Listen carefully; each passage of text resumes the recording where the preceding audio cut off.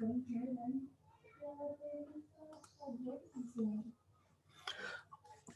tes 1 2 3.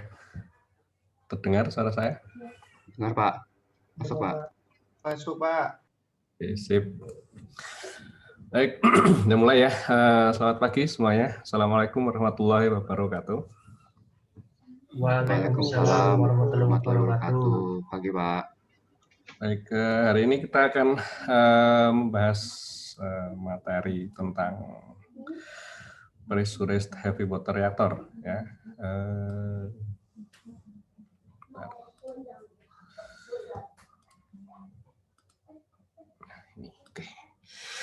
Pressurized heavy water reactor atau yang kenal tipenya adalah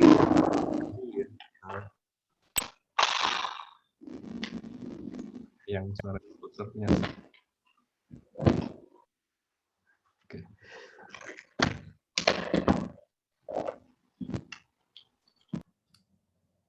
Oke, nah di sini kita akan melihat dari namanya aja ini di depannya ada pressurized ya. Jadi ini tentunya secara prinsip mirip seperti halnya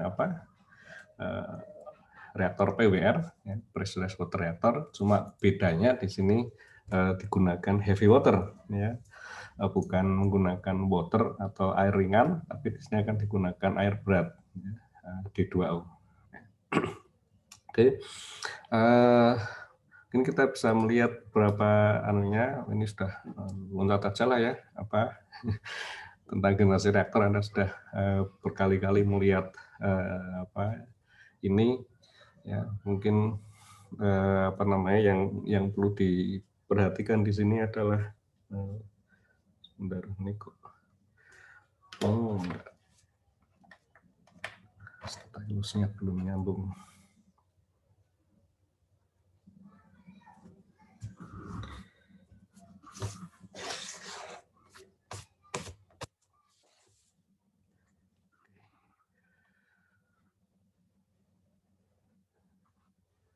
Saya geser dulu. Oke, yang perlu kita lihat adalah yang ini ya, CANDU ini ya. Kemudian ini untuk untuk yang PHWR ini dulu di generasi 1 ini ada Douglas Point ya. Kemudian untuk yang generasi 2 ini tipenya adalah tipe CANDU, contohnya adalah PLTN Pickering gitu ya. Kemudian untuk yang generasi 3 ini ACR 1000 ya, 3 ini contohnya ini adalah PLTN Jinsan yang di Cina ya. Kemudian ini yang generasi 3 plus ini ACR 1000 juga gitu ya. Nah, cuma ini sudah di-improve ya, dengan desainnya sudah diperbaiki, dianukan lagi sehingga tingkat keselamatannya juga sudah diperbaiki ya. Nah, kemudian untuk yang generasi keempat ke depannya ini yang dikembangkan ini adalah SCWR CANDU ya. Ini supercritical water reactor CANDU ya, tentunya ini masih jauh ya. Jadi yang sekarang sudah beroperasi itu adalah sampai dengan ini ya, sampai dengan CR 1000 di Jinsan ya, generasi 3. Kita lihat dari sisi fisika reaktornya. Ini juga kita lakukan mungkin secara cepat saja ya. Dari sisi tambah lintang hamburan ya, kita melihat di sini untuk nuklida hidrogen ini memiliki tambah lintang hamburan yang tinggi ya, yang warna biru. Kemudian yang warna merah ini adalah untuk deuterium ya. Jadi deuterium di sini pada rentang energi termal ini cukup bagus. Kemudian apa yang perlu kita lihat lagi selain hamburan scattering, tambah lintang scattering ya, yaitu tambah lintang tangkapan neutron. Nah, kalau kita perhatikan di sini hidrogen, ya, ini memiliki tambang lintang tangkapan yang paling tinggi di antara nuklida-nuklida yang potensial menjadi moderator. Ya. Sementara untuk deuterium, ini D, ini punya tambang lintang yang paling rendah. Sehingga di sini cukup cukup menarik di sini adalah deuterium tambang lintang ininya relatif lebih tinggi ya dibandingkan dengan tiga nuklida yang lain, tapi ininya tambang lintang tangkapannya itu yang paling rendah. Sehingga kalau kita lihat dari parameter fisika reaktor, ya, ini kita memiliki nilai ini C, ya. Anda ingat C itu apa dari pembahasan kita di FRN atau ARN itu? Ini terkait dengan proses hamburan neutron. Ada yang ingat? Ini adalah energi yang hilang secara logaritmis, ya. Nilai rata-rata energi yang hilang secara logaritmis. Jadi kalau misalnya di sini H atau hidrogen ini nilai C-nya 1, ini berarti kita bisa mendapatkan kehilangan energi itu secara total, ya, dari satu kali tumbukan, kayak gitu. Ya, jadi neutron menumbuk inti hidrogen. Nah, neutron tersebut akan langsung menyerahkan atau mentransfer energinya ke inti hidrogen, sehingga dia akan akan berhenti. Ya. Nah, untuk deuterium nilainya ini adalah 0,725. Ya. Kemudian kalau kita lihat dari molekul, ya, untuk H2O air, ya, ini nilai C-nya adalah 0,92, dan untuk deuterium D2O ini nilainya adalah 0,509. Ya, jadi dari aspek ini hilangnya energi per tumbukan itu lebih rendah untuk deuterium dibandingkan dengan hidrogen, ya, D2O dan H2O. Nah, tapi yang menarik kita lihat di sini adalah yang ini nanti, ya, dua parameter ini, terutama yang terakhir. Yang ini yang sigma S ini yang kita sebut sebagai moderating power, ya.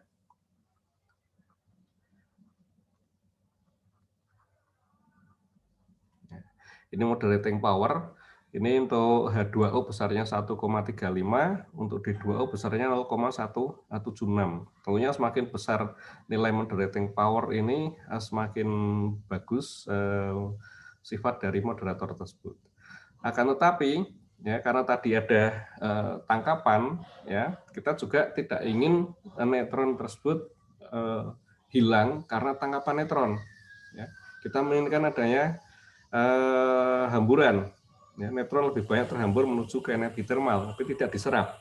Sehingga kita lihat rasionya si sigma S per sigma A, ini yang kita sebut sebagai moderating ratio, ya, rasio moderasi. Ya.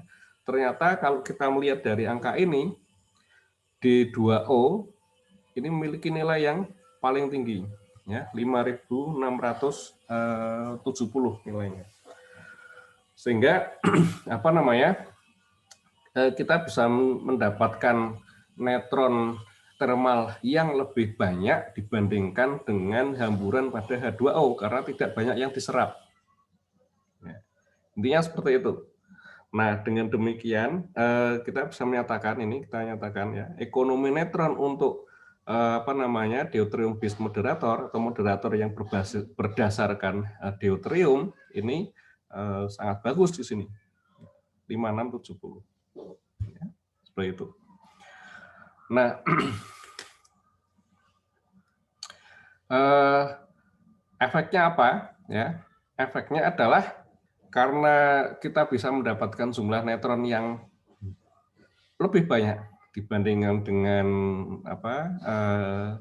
air ringan, maka kita bisa menggunakan uranium sebagai bahan bakar dengan pengkayaan yang lebih rendah.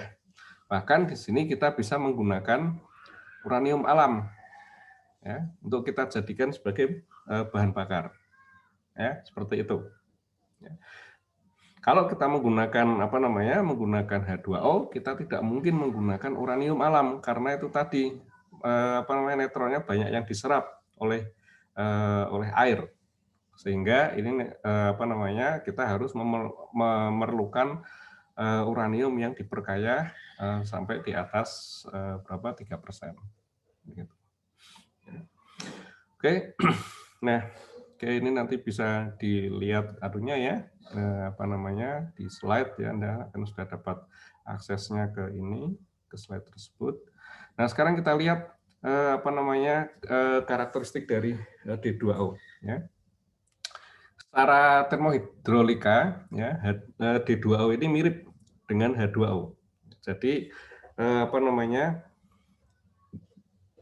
aspek yang terkait dengan thermal pendingin itu nanti tidak akan jauh berbeda dengan H2O. Artinya nanti analisis termohidroliknya, kemudian bagaimana sifat-sifat perpindahan kalor ya, secara konveksi pada D2O ini nanti akan mirip dengan H2O. Ya, ini satu hal yang cukup menguntungkan sini karena tentunya nanti misalnya ada eksperimen atau apa yang terkait dengan D2O ini nanti bisa diwakili dengan H2O. Ya. Nah, akan tetapi di sini kita memerlukan pengkayaan D2O yang tinggi, ya 99,5% berat D2O ini perlu kemurnian yang tinggi. Oke, kalau Anda lihat mungkin di video ya, yang saya share yang di YouTube itu, ini kan rasionya kan 1:7.000 ya. 1:7.000 ini adalah dari 7.000 partikel atau molekul air ya, kita hanya mendapatkan satu molekul air berat D2O ya. Dan nanti di sini kita perlu mempunyai kemurnian D2O yang tinggi.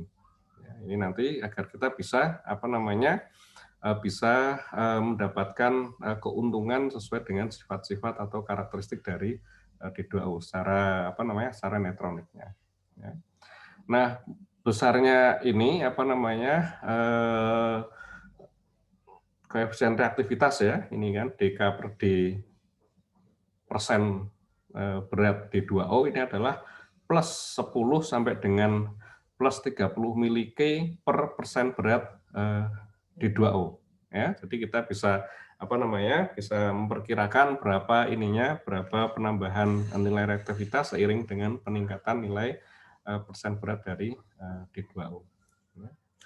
Oke, kemudian yang perlu dianukan lagi ini adalah biayanya ini yang cukup mahal ya untuk melakukan pemurnian D2O ya, ini 300 sampai 500 dolar per kilogram D2O sampai dengan atau ini setara dengan 200 sampai dengan 400 dolar per kilowatt elektrik ya.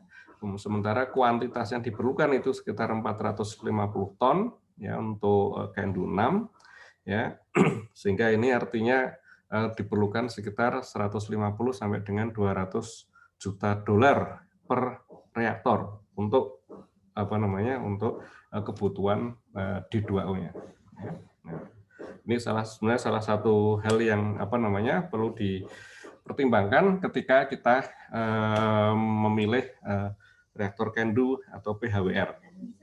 Jadi di satu sisi kita mendapatkan pengurangan biaya dari bahan bakar ya, fuel cost-nya itu turun karena tidak perlu ada pengkayaan, tapi untuk moderatornya ini harus dilakukan pengkayaan ya. Jadi ada imbal balik ya antara pengkayaan dengan pengkayaan bahan bakar dengan pengkayaan air berat.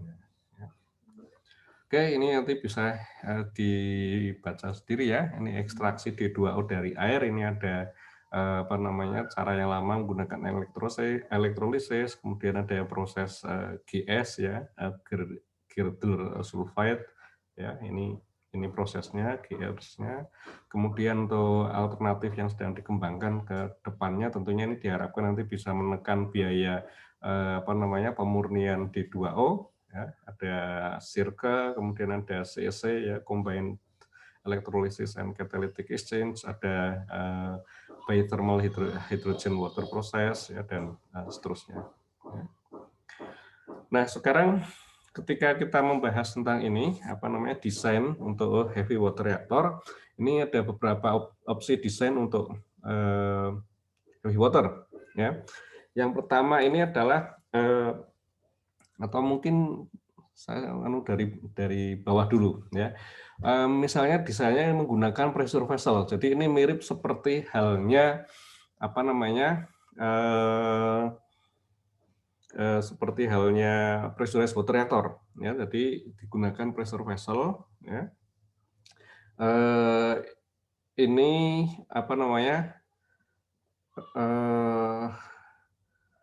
moderatornya ini punya tekanan yang tinggi ya, 10 sampai dengan 15 megapascal, suhunya tinggi ya, 100 derajat Celcius. Kemudian bejana tekannya atau pressure vessel-nya ini mempunyai ketebalan sekitar 20 sampai 30 cm ya. Nah, opsi yang lain adalah digunakannya PT ya, pressure tube ya. Pressure tube-nya ini berdinding tebal ya. Kemudian moderatornya ini berada pada suhu yang rendah, kurang dari 100 derajat Celcius. Ya, tekanannya juga rendah. Nah, PT ini berada di dalam Calandria tube. Ya. Jadi kalau kita perhatikan gambarannya kira-kira seperti ini. Ini yang warna merah itu adalah bahan bakar. Ya. Kemudian dia berada di dalam lingkaran yang pertama ini yang berwarna hitam ya, ini yang kita sebut sebagai pressure tube ya. Kemudian yang di lingkaran yang kedua yang di sebelah luar ini yang kita sebut sebagai Calandria tube ya. Seperti itu. Nah, kemudian ini PT dan CT ini menggunakan material yang serapan neutronnya rendah ya. Pendinginnya ini bisa bertekanan yang rendah. Jadi nanti kita bisa kita bisa memisahkan itu ya, opsi antara pendingin dengan moderator. Ya. Kalau pada light water reactor ini pendingin dengan moderator itu sama ya, yaitu air. Tapi untuk untuk heavy water reactor kita bisa memisahkan. Kita bisa mencoba katakanlah moderatornya itu menggunakan D2O ya, tapi pendinginnya bisa selain D2O, bisa dilakukan seperti itu. Ya. Atau kalau misalnya dua-duanya D2O juga bisa gitu ya, tetap sama, atau juga kita bisa menggunakan material yang berbeda. Ya. Nah ini contohnya seperti ini, ya. Ini untuk opsi pendinginnya. Ya. Opsi pendingin misalnya digunakan D2O. Ya, ini pada tekanan 10 sampai 15 megapascal. Ini contohnya pada pada CANDU ya, pada reaktor Atusha ya. Kemudian opsi yang lain ini digunakan H2O.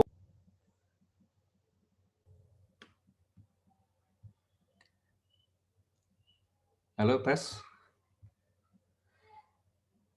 Tadi sempat putus ya? Ya, kedengaran Pak. Iya. Kedengaran Pak. Oke, bentar. Share screen-nya hilang ya berarti? Iya Pak, hilang. Iya Pak. Sudah muncul? Sudah Pak. Sudah. Kok tadi sendiri, keluar sendiri buat saya. Oke, sama tadi. Ini ya. Opsi yang lain ini adalah pendinginnya ini digunakan H2O seperti light water reactor ya. Ini contohnya untuk pada tipe yang ACR 1000 ya, yang generasi 3 ya, ini digunakan H2O. Nah, bisa juga apa namanya menggunakan H2O mendidih ya, jadi boiling light water reactor seperti BWR. Jadi ini tekanannya berarti kan lebih rendah ya, tidak perlu presurisasi, tidak perlu pemberian tekanan yang tinggi ya, karena memang diinginkan terjadi proses pendidihan. Ya, tekanannya adalah 5 sampai dengan 7 megapascal. Ini untuk apa namanya tipe advanced heavy water reactor ya, AHWR ya. Atau bisa juga digunakan air ringan H2O yang superkritis ya, jadi tekanannya di atas tekanan kritis. Ini tekanannya tinggi, besar 25 megapascal. Ini untuk yang apa namanya generasi keempat. Ya. Jadi opsinya seperti itu. Pendingin ini bisa macam-macam, moderatornya tetap D2O. Ya. Nah, yang sekarang apa namanya beroperasi ini adalah apa namanya yang ini ya, yang CANDU ini, yang D2O dengan yang H2O menggunakan ACR 1000 di Jinsan. Oke, ini bisa apa namanya bisa Anda baca sendiri ya untuk fitur pendinginnya. Ini untuk yang D2O pada tekanan 10 sampai 15 megapascal ya. Tentunya ini sifatnya sama dengan D2O yang fungsinya sebagai apa namanya sebagai moderator ya, jadi tambah lintang serapannya rendah, ekonomi netronnya bagus, kemudian siklus uapnya yang dihasilkan ini adalah siklus uap konvensional ya. Nah, yang perlu diperhatikan di sini adalah nanti reaktivitas void-nya ya, ini tergantung dari desain bahan bakar atau desain kisi ya.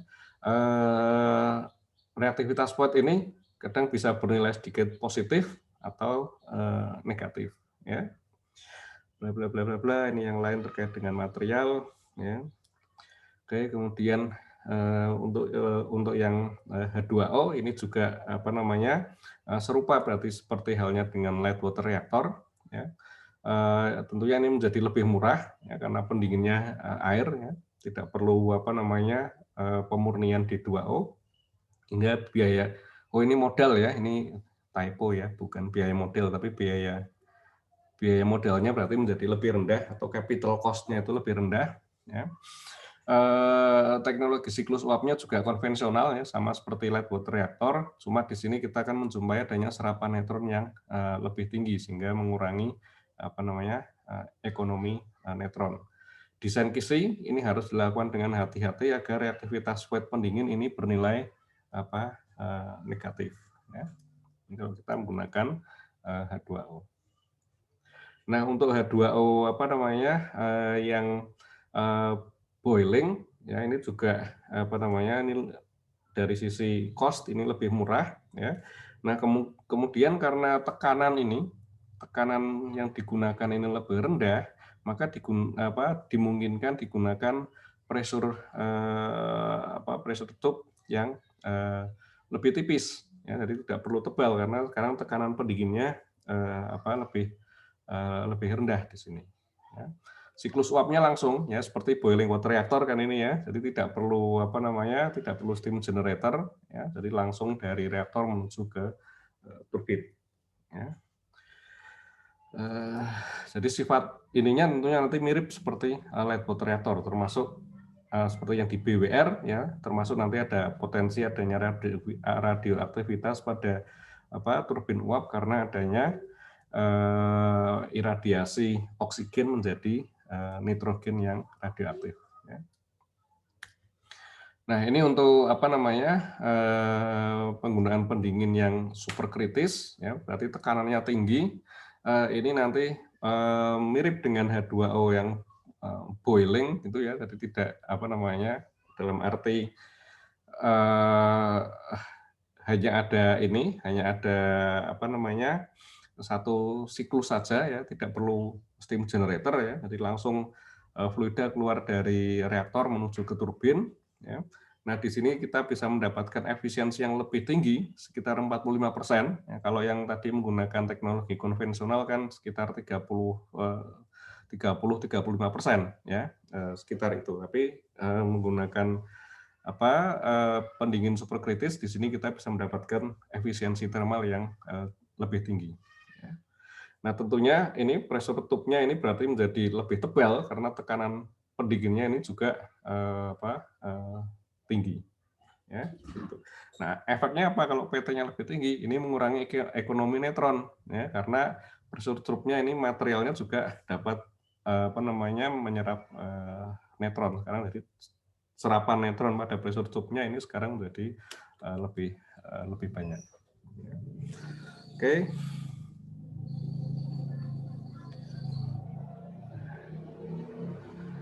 Nah, ini karakteristik fisika dari heavy water ya.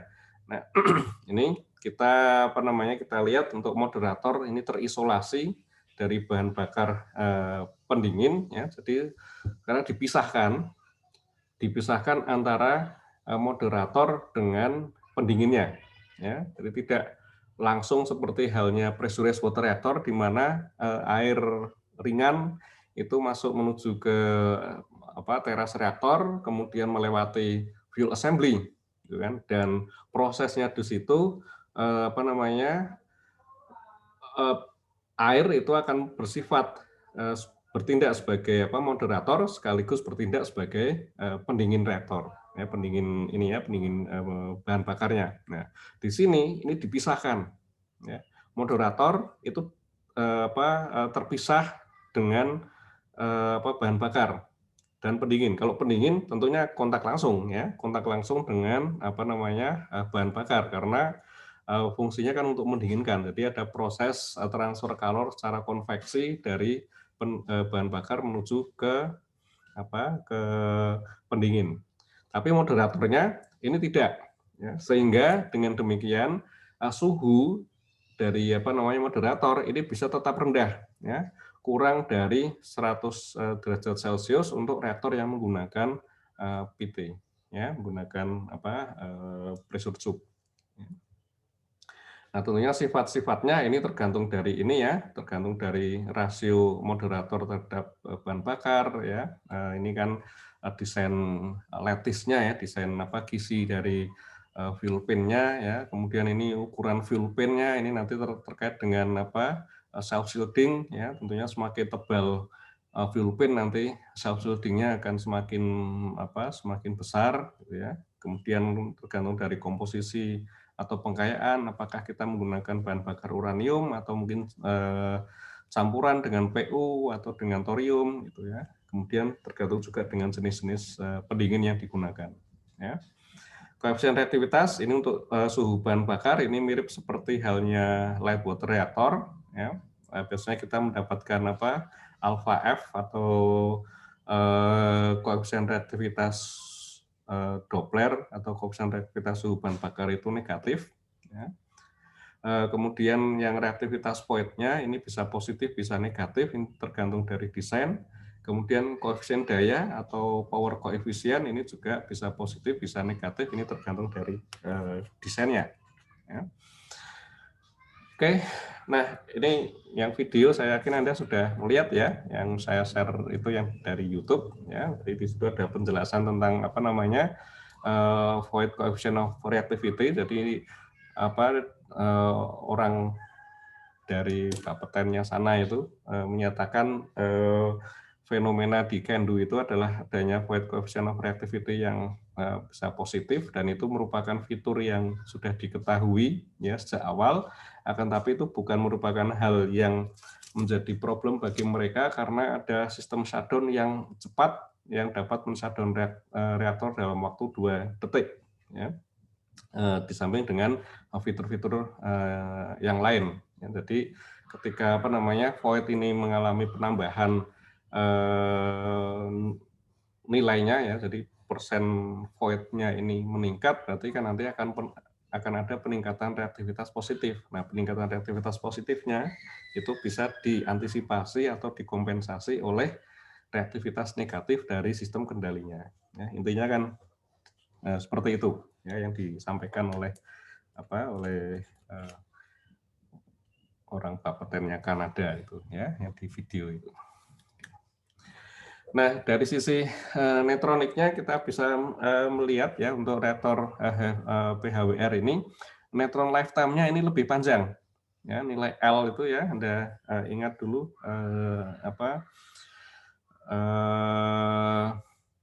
di kinetika reaktor itu ya, ini sekitar 1 milisecond ya. Sementara untuk yang light water reaktor ini lifetime-nya adalah 0,1 milisecond. Jadi 10 kali lebih 10 kali lebih panjang dibandingkan dengan LWR ya. Akibatnya apa? Akibatnya adalah transiennya sekarang menjadi lebih lambat. Artinya itu lebih mudah dikendalikan dibandingkan dengan light water reaktor. Ya, jadi ini delta rho-nya ini sekitar plus 6 mK, artinya ini periode reaktornya ini sekitar 1 second ya, sekitar 1 detik. Oke. Jadi ini kita bisa anukan ya. Kemudian hal ini kan kalau dari sisi dari sisi prom neutronnya ya, neutron lifetime ini kan kaitannya dengan prom neutronnya atau neutron serentak. Nah, dari sisi neutron kasib atau delayed neutron, ini ternyata untuk penggunaan heavy water ya, ini ada extra delayed neutron group. Ya, biasanya kan kita membagi itu delayed neutron berdasarkan umur paruh dari prekursor, gitu kan, yang akan menghasilkan delayed neutron. Ya, kita biasa membagi sampai 6 gitu ya. Mungkin kalau yang yang perhitungan-perhitungan yang baru sekarang bisa digunakan sampai dengan 8, tapi yang umum digunakan itu adalah 6 ya, 6 grup. Dua grup yang pertama itu biasanya adalah berisi hanya satu prekursor saja ya, satu nuklida saja yang mempunyai umur paruh yang panjang ya.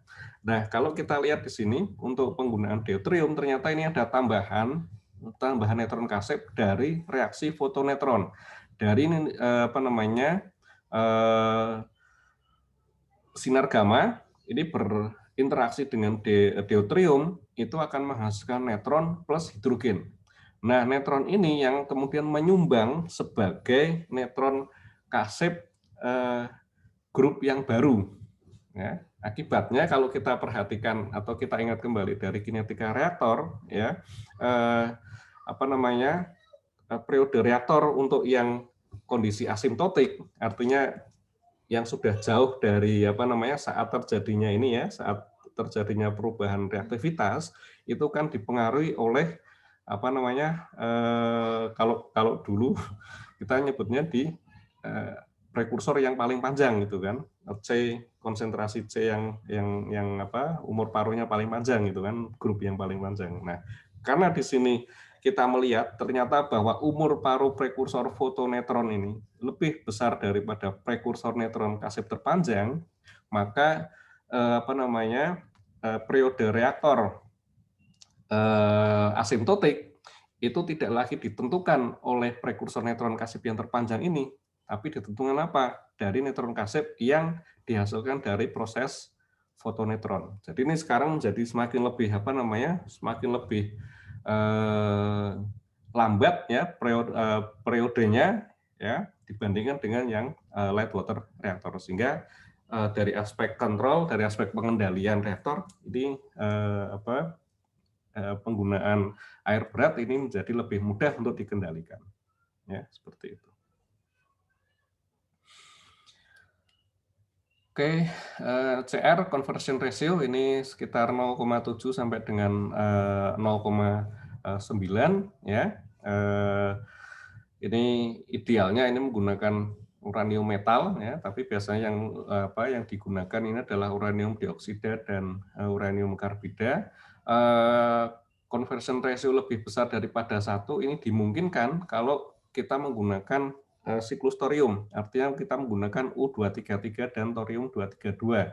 Ini bisa kita manfaatkan sebagai reaktor pembiak termal atau thermal breeder reaktor. Jadi kita akan menghasilkan material fisil yang baru, tapi spektrum neutronnya itu berada pada spektrum neutron termal. Ya, kalau apa namanya arah pengembangan yang ini kan apa namanya untuk breeder reaktor itu adalah menggunakan reaktor yang spektrum neutron yang cepat, gitu kan. Nah, tapi di sini kita bisa apa namanya menggunakan menggunakan heavy water reactor ya sebagai reaktor pembiak dengan apa namanya energi neutron termal ya. Tapi tentunya ini perlu dilakukan apa namanya desain lattice atau desain kisi bahan bakar yang tepat ya untuk bisa memaksimalkan ekonomi neutron ya. Burn up-nya bagaimana? Burn up-nya karena kita menggunakan uranium alam ya berarti tidak tinggi ya. Jadi batasannya sekitar 5 sampai dengan 10 GWD per ton. Untuk yang tipe CANDU ini sekitar 8 GWD per ton. Ya, jadi bandingkan dengan apa namanya light water reactor yang bisa mencapai 40 sampai 50 GWD per ton. Ya.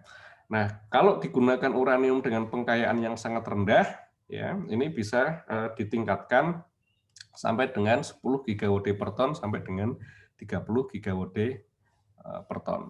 Ya. Nah, kemudian karena apa namanya PHWR itu memungkinkan untuk menggunakan uranium alami, ya, atau juga menggunakan uranium dengan pengkayaan yang sangat rendah, artinya kita bisa mencoba untuk melakukan tandem antara LWR dengan PHWR. Ya. Jadi ini katakanlah ya di sini kita punya light water reactor ya. Light water reactor ini masuk kita menggunakan uranium apa namanya? Uranium yang diperkaya ya katakanlah sampai dengan 4% itu ya masuk. Keluarnya ini apa? Keluarnya ini kan sebagai spent fuel, sebagai bahan bakar bekasnya, ini kan masih mempunyai apa namanya? Masih mempunyai tingkat pengkayaan di atas uranium alam ya. Ini sekitar 1% ini ya masih bisa ya. Nah, tapi biasanya kalau dari light water reactor ini kan sudah melewati discharge burn up-nya, sudah melewati 40 atau 50 ribu GWD per ton sehingga tidak digunakan lagi. Ya, meskipun di situ masih ada uraniumnya. Ya. Nah, ini bisa dimanfaatkan untuk masuk ke PHWR. Ini ya. Jadi dengan 1% ini masih mungkin ini, ya masih mungkin digunakan lagi. Nah, ininya berapa keluarnya? Ya ini tentunya nanti akan lebih rendah lagi daripada 1%. Ini mungkin mendekati uranium alami, gitu kan. Kalau ini kan uranium alam aja bisa masuk, apalagi 1% gitu kan, intinya seperti itu.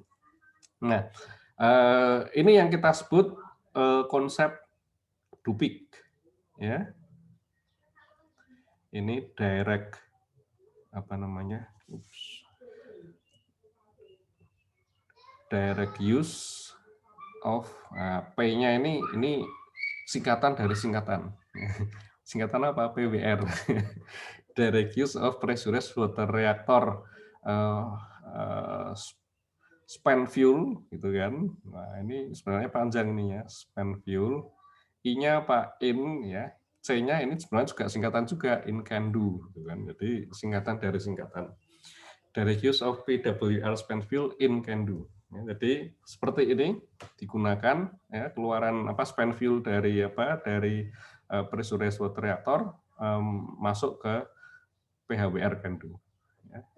Cuma ini kemudian sepertinya tidak dikembangkan dulu yang mencoba mengembangkan konsep ini adalah Korea Selatan ya, tapi sepertinya ini mereka tidak mengejar lagi Dupik ini karena mereka bilang ininya biayanya terlalu tinggi ya.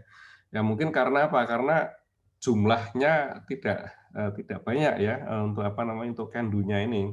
Ya, kecuali kalau candu-nya jumlahnya banyak, PWR-nya jumlahnya banyak, mungkin secara secara hitung-hitungan ekonomis komersialnya ini mungkin bisa masuk, tuh kan, kalau untuk skala yang lebih besar. Tapi karena jumlahnya tidak banyak, ini jadi secara ekonomis ini tidak menarik bagi mereka. Sebenarnya hitung-hitungannya seperti itu. Tapi secara konsep ini dimungkinkan, ya, penggunaan tandem antara LWR dengan PHWR. Oke, ini fitur keselamatan, nanti ini akan bisa kita lihat ya. Jadi nanti ada beberapa sistem shutdown yang berbeda ya. Densitas daya ini tergantung dari ukuran dan biayanya. Kemudian, oh ya, mungkin yang perlu dianukan adalah ini ya, densitas daya di teras kalau kita menggunakan atau PHWR-nya itu menggunakan pendingin D2O atau H2O, ini besarnya adalah 9 sampai 12 kilowatt per liter ya. Sementara kalau digunakan LWR ini kan densitas dayanya kan antara 50 sampai 100 kilowatt per liter. Artinya di sini densitas daya densitas daya untuk PHWR ini cukup rendah ya dibandingkan dengan light water reaktor, sehingga kita memerlukan ukuran reaktor yang lebih besar dibandingkan dengan light water reaktor kalau ingin menghasilkan tingkat daya yang sama besarnya ya. Nah, untuk yang generasi baru ini diharapkan bisa mencapai 15 sampai dengan 20 kW per liter ini dengan pitch kisi bahan bakar yang lebih rapat ya. Dari posisi antar bahan bakarnya ini dibuat lebih rapat sehingga densitas dayanya bisa meningkat. Nah, tapi tentunya ini perlu desain yang matang ya. Karena apa? Karena ketika dirapatkan ini kan berarti ada perubahan terhadap rasio antara moderator terhadap bahan bakar ya, MFR-nya ini kan berubah ya. Sehingga nanti bisa dimungkinkan kita berada pada kondisi yang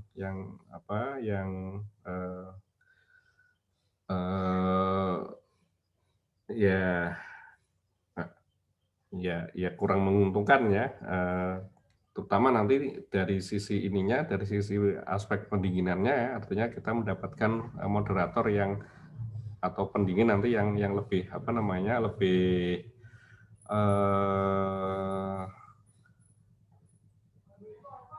lebih sedikit gitu ya, lebih sedikit dibandingkan dengan kalau kisinya itu lebih lebar atau lebih jaraknya itu lebih besar dibandingkan dengan yang di ACR itu. Ya.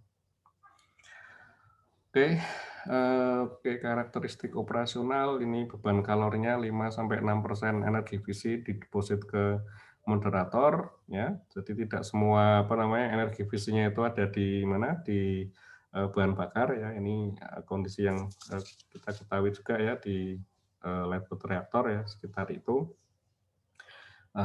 Kemudian efisiensi termalnya ini antara 28 sampai 31% untuk reaktor tipe CANDU. Ya. Oke, nah komponennya ini secara gambaran global dulu ya. Ini bahan bakarnya biasanya digunakan O2 dengan kelongsong Circuloy 4 ya. Kemudian bisa ditambahkan ini graphite interlayer atau can loop ya untuk meningkatkan durabilitas. Nah, alternatif yang lain adalah bahan bakarnya menggunakan karbida ya, uranium karbida atau silisida ya, U3Si. Kemudian kelongsongnya ini adalah SAP yang berbentuk organik atau stainless steel ya, bisa gas, bisa logam cair atau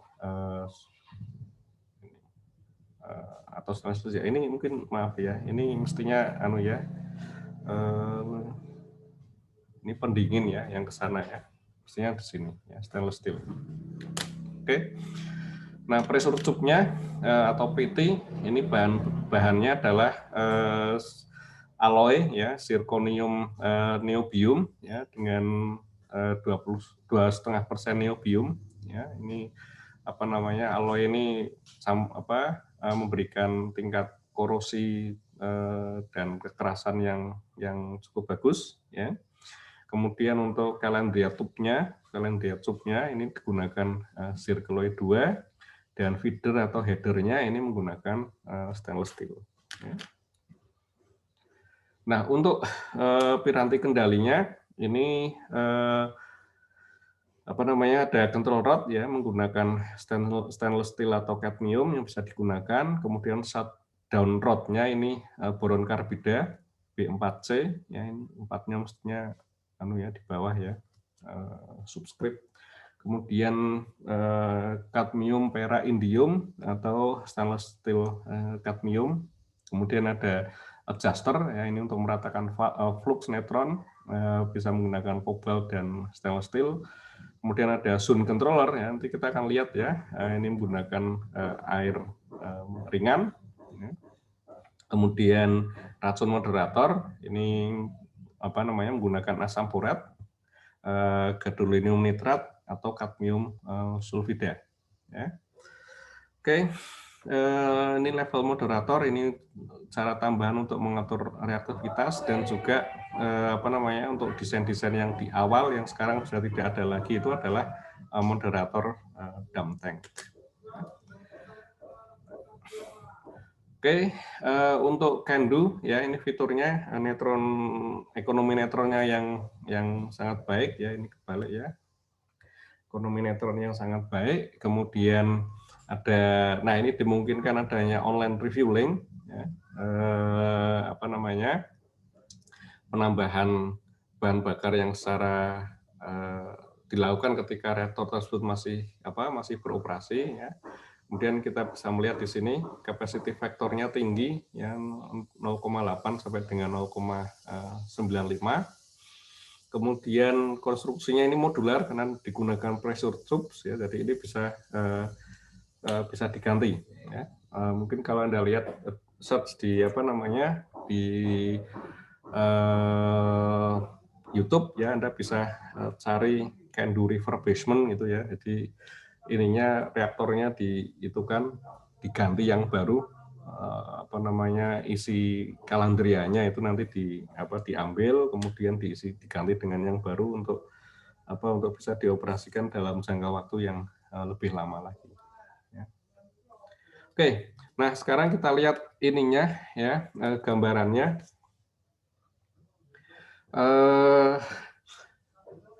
Seperti halnya reaktor LWR ya, kita menjumpai di sini ada nuclear island ya dan turbine island ya. Di nuclear island ini tentunya mirip seperti pressurized water reactor ya. Jadi ada core atau terasnya, di mana di dalam core-nya ini ada bahan bakarnya, kemudian ada steam generator itu kan, tentunya ada pompa ini ya. Jadi ini proses di sini atau komponennya ini mirip seperti pressurized water reactor. Yang membedakan adalah posisi dari bejana reaktornya. Ini kita tidak menyebut sebagai pressure vessel atau bejana reaktor karena ini beda dengan PWR ya. Ini disebut Calandria.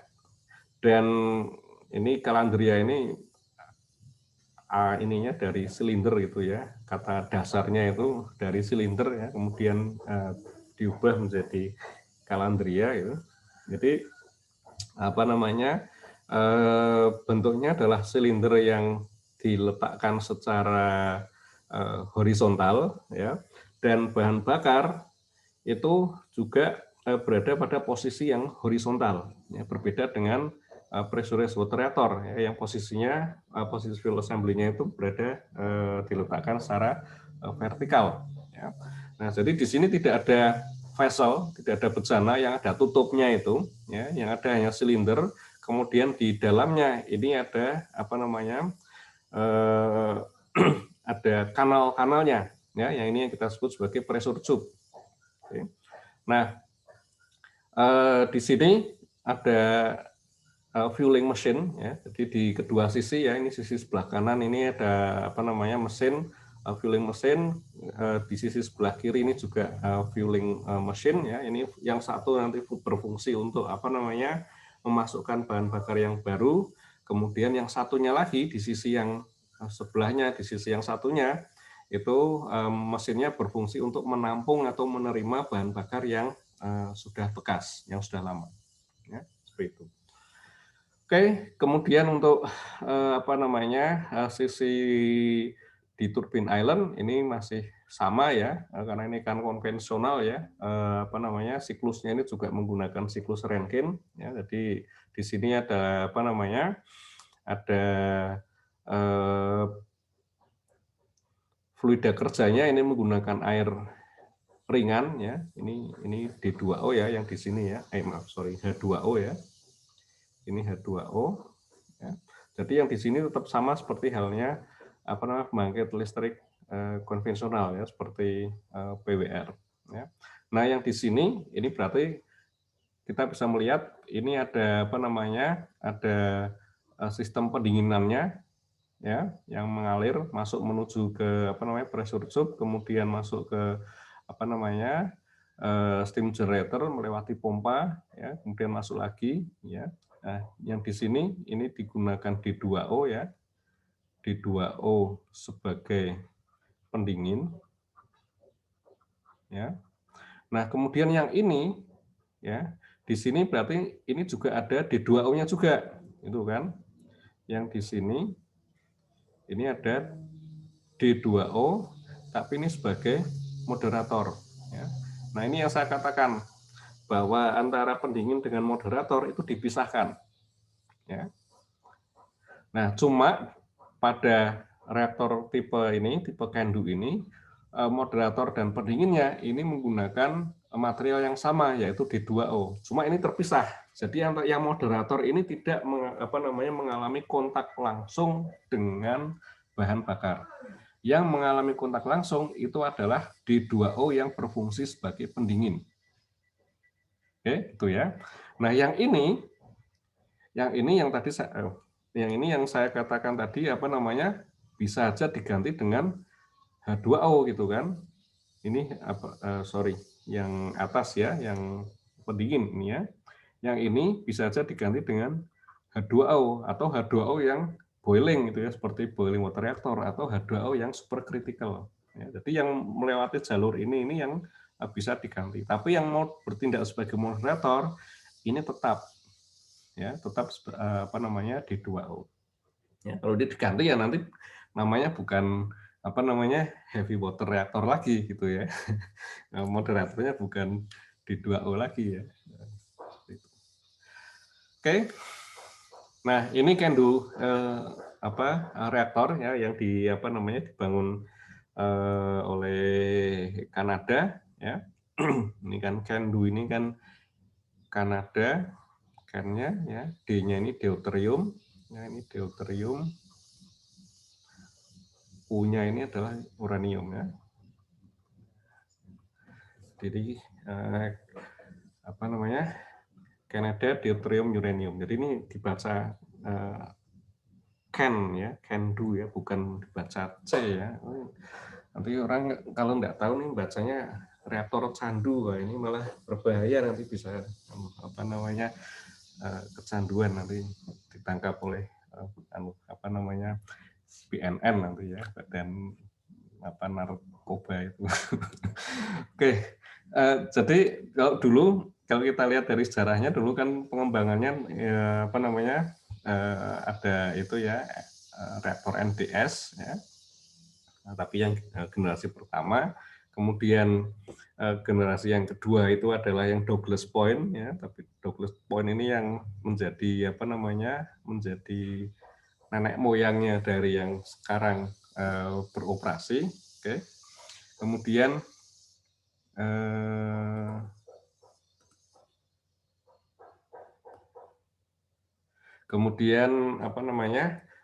ini yang generasi 2 gitu ya. Ada Pickering, ada Bruce, dan lain-lain ya. Jadi ini ada 3 tipe yang berbeda sebenarnya ya, 3 atau 4 ya, 4 ya mungkin ya, mungkin 3 ya. Ini mirip ya. Ini Darlington sendiri ya. ini tipe Darlington.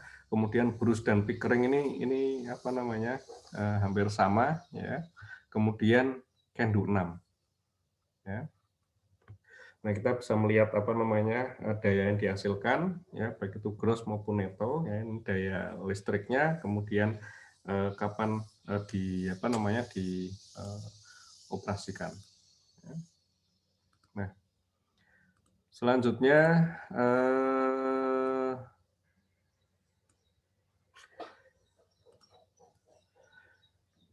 oke, ini perbandingan anunya ya untuk apa namanya masing-masing jenis ya. Ini yang tipe Kendu 6 ya. Kemudian ini yang apa jenis yang lain ya, Pickering, Bruce dan Darlington. Ya. Oke. Ini kita bisa melihat ini untuk Darlington ini 4 kali 930 megawatt elektrik. Anda bisa melihat di sini ada apa namanya 4 unit ya. Ini ya. Ini ada 4 unit. Kemudian kalau Anda lihat di mana di video yang saya share kepada Anda ya. Di situ ada satu ruang besar yang isinya adalah turbin generator dari keempat unit tersebut. Jadi ini yang diletakkan ke dalam apa namanya satu ruangan ini, ya, gabung jadi satu. Jadi bukan apa namanya satu unit ini ada anunya, ada apa namanya, ada turbin generatornya tersendiri di bagian ini, kemudian unit kedua, unit ketiga sendiri-sendiri, tidak ya. Jadi masing-masing ininya, masing-masing turbin generatornya itu digabung, diletakkan dalam satu ruangan besar. Ya. Jadi uap yang dihasilkan dari masing-masing unit itu dialirkan menuju ke ke turbin island yang sama. Ya. Kemudian ini Pickering, ya ini ada 8 totalnya ya. Jadi ada Pickering A, ada Pickering B, ya. Ini ada masing-masing itu ada 4 ya. Jadi totalnya ada 8 di lokasi tersebut. Ya. Kemudian Bruce, ya Bruce ini ada Bruce A, ya, yang di sebelah sana itu. Ya, ini 4 kali 900 megawatt elektrik. Ini Bruce B, ini juga 4 kali 900 megawatt elektrik. Ya. Nah ini yang Douglas Point ya, yang apa namanya generasi pertama ya, yang untuk apa ini sudah tidak dioperasikan lagi ya, sudah di-decommissioning. Nah kemudian di bagian tengah ini Anda bisa melihat heavy water processing plant. Ya ini pabrik untuk menghasilkan air berat yang sudah diperkaya atau sudah dimurnikan. Ya, seperti itu.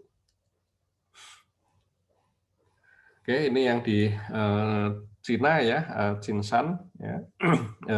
Ini Ocean Cold, ya, dia berada di tepi apa namanya laut.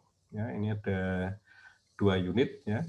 Kemudian ini Point Lepro, ini di juga ya, di mana Kanada juga ya. Kemudian ada Embals, ini di Argentina. Ya. Lake Cold. Kemudian ada Cernavoda, ini yang di Romania. Ini didinginkan menggunakan air air sungai. Ya, kalau yang di Embals ini menggunakan air dari danau. Ya. Oke. Nah ini untuk tipe yang Pickering. Ya, Pickering ini merupakan scale up dari Douglas Point. Ya, ini multi unit station. Ada 390 pressure tube. Ya, kemudian di dalamnya ada 28 elemen fuel. Ukuran pinnya ini cukup besar, ya. Conversion ratio-nya sekitar 0,82 dengan burn up antara 8 sampai 9.000 MWD per ton. Ya. Dan ini apa namanya skematik untuk Pickering. Ya. Satu hal yang di sini adalah ini digunakan dam tank. Ya, ini yang sudah tidak lagi digunakan di desain-desain yang baru ya. Dam tank ini tidak ada lagi. Kemudian nah ini bundel bahan bakarnya Ya, ini fill bundle-nya atau fill elemennya ya. Fill elemennya. Ini kita bisa melihat bentuknya seperti ini. Kalau kita lihat dari tampak lintangnya ya kira-kira demikian. Ini bagian apa namanya? Ini bagian sini adalah anunya untuk apa ya? Untuk membuat masing-masing katakanlah pinnya ini. Ya, pinnya ini apa? Tetap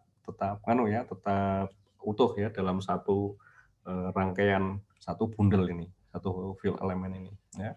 Ke pelet uranium dioksidanya di mana? Di bagian ini, di dalam ini. Ya, ini yang warna hitam itu.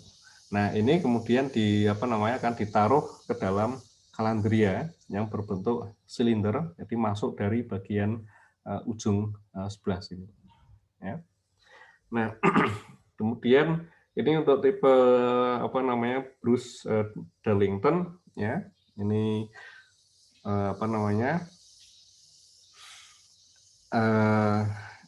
multi-unit station, kemudian ini ada single vacuum building, ini shared equipment, oh ya saya lupa untuk menunjukkan di sini ya. Di sini yang Anda bisa perhatikan, ini ada ada bangunan ini, ya. Ini juga ya, ini juga. Ya. Ini ini yang kita sebut sebagai vacuum building, ya, gedung vakum. Ya. Jadi gedung ini terhubung dengan containment atau pengungkung dari unit-unit yang ada di sini, unit-unit reaktor yang ada. Ya. Tekanan di sini ini lebih rendah dibandingkan dengan tekanan yang ada di gedung ini, di gedung reaktor. Ya. Padahal gedung reaktor itu sendiri tekanannya lebih rendah dibandingkan dengan tekanan atmosfer. Ya, jadi ini lebih lebih rendah lagi. Dan ini vacuum building ini dimaksudkan untuk menarik udara yang ada di containment dari gedung reaktor jika terjadi kecelakaan. Ya, jadi kalau misalnya terjadi pelepasan radioaktif atau material radioaktif ke containment, ya, ini nanti akan ada valve yang terbuka gitu ya, karena tekanan di vacuum building ini lebih rendah dibandingkan dengan yang di gedung reaktor, maka udaranya itu akan kesedot masuk ke vacuum building ini, kemudian di sini akan disemprot gitu untuk menurunkan tekanan, ya, baik itu tekanan di sini maupun tekanan di di reaktornya. Dan juga untuk mengurangi konsentrasi dari lepasan material radioaktif yang ada di udaranya. Ya, itu fungsinya adalah seperti itu. Oke, jadi ini untuk yang di Bruce Darlington ini single vacuum building, ini shared equipment. Jadi satu vacuum building ini terhubung dengan beberapa gedung reaktor yang ada. Ya. Di sini digunakan 480 pressure tubes, ya. Kemudian di dalam satu pressure tube-nya itu ada 12 sampai dengan 13 bundle per channel, ya. Jadi ini nanti deh. Kemudian di dalam satu bundelnya ini ada 37 elemen bahan bakar, ya. Jadi seperti seperti fuel pin-nya itu, ya. Di sini digunakan uranium alami, ukuran pinnya ini lebih kecil daripada ini NPD2. Ini di NPD2 ini ada 7 rod, ya, 7 elemen, kemudian di Douglas Point ini 19 rod, di Pickering ini ada 28 rod, ya. Kalau di ini Bruce Darlington ini 37 elemen. Jadi ininya ukuran pinnya itu lebih kecil, ya, tapi jumlahnya lebih banyak, ya, seperti itu. Kemudian perpindahan panasnya ini lebih bagus dibandingkan dengan tipe yang lain, ya, tipe Pickering. Oke, Anda tentunya sudah melihat ini ya, video yang terkait dengan Darlington ya. Nah, ini untuk yang Can-Do ya, Can-Do ini apa namanya?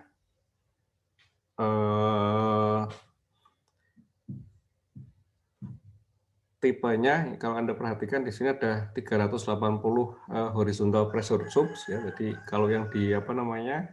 Di Bruce Darlington ini kan 480 ya.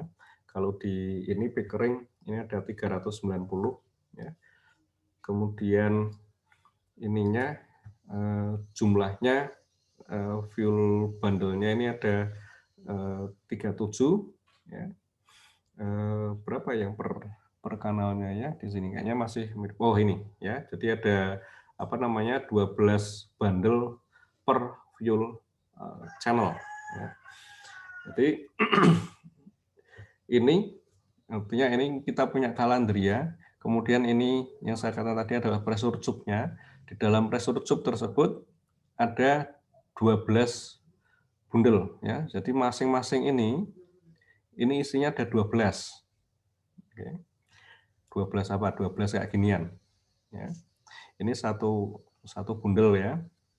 Nah, di dalamnya itu ada 12 ya. Nah, total ininya ini kalau di apa namanya di Can-Do, ini ada Can-Do 6, ini ada 380 ya, seperti itu. Jadi Anda bisa hitung total ininya ya. 12 kali 380, kemudian jumlah itunya elemennya itu ada 37. Ya, jadi ada semacam 37 pin di dalam satu bundel, kemudian ada 12 bundel di dalam satu kanal, ya. Di dalam reaktor itu ada 380 kanal. Itu. Ya. Jadi kalau mau ngitung apa namanya berapa banyaknya pinnya ya berarti 380 kali apa namanya 12 kali 37. Oke. Nah, ini potongan anunya ya, potongan tambang lintang dari apa? Reaktor Can-Do 6 ya, seperti ini. Nah, ini yang saya katakan tadi ya, ini 37 elemen fuel ya. Jadi Anda apa namanya? Anda bisa hitung ini. Ini ada 37. Ya, ini satu elemen fuelnya. Ya, di dalamnya ini fuel pellet masuk ke satu fuel elemen ya. Kemudian ini menjadi satu bundel, ya, satu bundelnya ini nanti masuk ke pressure tube. Ya, jadi kita bisa melihat kira-kira gambarnya seperti ini. Ini fuel bundle-nya, kemudian di sini akan ada coolant atau pendingin yang apa namanya yang mengalir ya, yang melewati fuel bundle. Ya. Ini berada di dalam pressure tube. Oke. Nah, di antara pressure tube ini pressure tube-nya tadi kan berada di apa namanya di kalandria ya. Nah, kalandrianya itu ada istilahnya ada rongganya, ada lubang-lubangnya gitu ya. Ini yang kita sebut sebagai kalandria tube. Ya. Nah, di antara pressure tube dengan kalandria tube ini diberi gas. Ya. Ini ada annular gas ya, seperti itu. Nah, ini struktur kalandria ya. Jadi seperti ini, Anda bisa perhatikan apa namanya strukturnya seperti ini. Ya. Jadi ini yang apa namanya kita sebut sebagai kalandria tube-nya. Ya. Jadi kanal yang berisi bahan bakar dengan pendingin ini apa namanya masuk seperti ini. Ya. Kemudian apa tadi pressure tube-nya ya berarti di dalamnya lagi gitu ya. Ini kan tutupnya ya, tutup atau plug-nya dari tutup dari apa namanya kalandria tube-nya. Ya, seperti ini. Jadi Anda bisa perhatikan, nah mungkin yang dari sini lebih jelas. Ya. Nah, strukturnya seperti ini. Ini bagian ujung-ujung, ini adalah channel closer ya dari penutupnya. Ya. Kemudian ini ada liner tube. Ya. kemudian ini ada feeder pipe. Feeder pipe ini adalah untuk apa namanya masukkan pendingin, ya. Nah, di bagian ujungnya sini ada shield plug, ya. Kemudian ini untuk untuk nutup gitu ya, biar tidak bergerak ya ininya. Jadi ada shield plug-nya, dan juga untuk mempertahankan agar apa namanya tidak ada kebocoran pendingin keluar dari kalandria. Kemudian di dalamnya ya berarti seperti ini ya. Sini tadi ada gas ya, anulus gas ya, antara calandria tube dengan pressure tube ya. Pressure tube-nya diisi dengan bundle ya. Nah, ini total ini ada 12, nggak tahu ini gambarnya benar atau tidak, mudah-mudahan benar ya. 1 2 3 4 5 6 7 8 9 10 11 12 ya. Benar ya. Jadi ada 12 fuel bundle di dalam satu kanal pendingin. Seperti itu. Dan totalnya ini totalnya ini ada 380 calandria tube. Ya. Ini feedernya, ya, jadi Anda bisa perhatikan ini adalah feeder untuk pendingin. Ya. Nanti akan ini kan belum dihubungkan ya. Jadi nanti ini akan masuk nanti mengisi mengisi kanal-kanal ini untuk mengalirkan pendingin ke dalam calandria. Ya, jadi ini feedernya. Oke, seperti itu.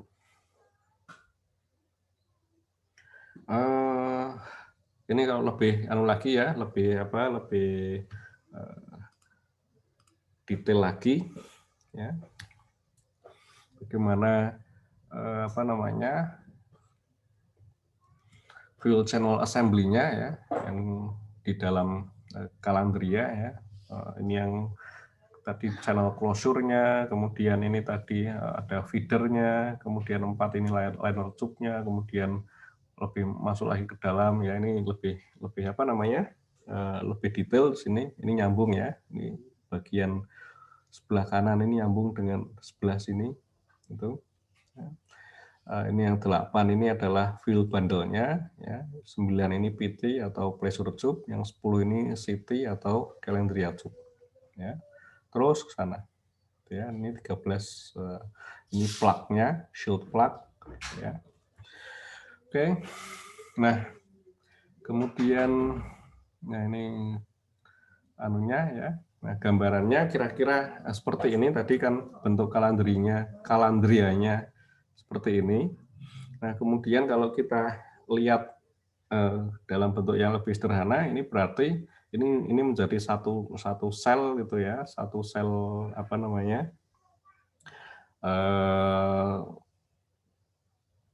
fuel channel ya. Jadi ini kan ada moderator ya. Jadi moderatornya kan terpisah ya, seperti saya katakan tadi. Ini moderatornya terpisah. Yang pendingin itu masuk ke dalam, tadi melewati feeder, kemudian masuk ke ke dalam masing-masing pressure tube. Ya. Jadi kita bisa kita bisa melihat di sini nanti misalkan melakukan perhitungan netronik misalnya gitu, ini ya satu selnya nanti seperti ini ya, ada moderator, ada coolant yang terpisah ya. Jadi ininya suhunya ini nanti berbeda ya, suhu moderator dengan suhu pendingin ini akan berbeda.